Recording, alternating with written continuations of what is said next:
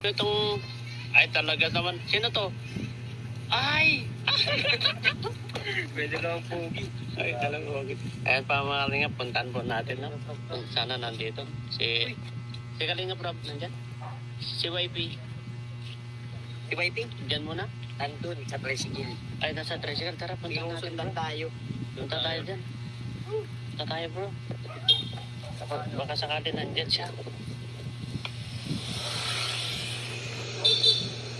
Ayan, kasama po natin sila Edo mga kalingap at puntahan natin si Iko dito kung nandito po sila.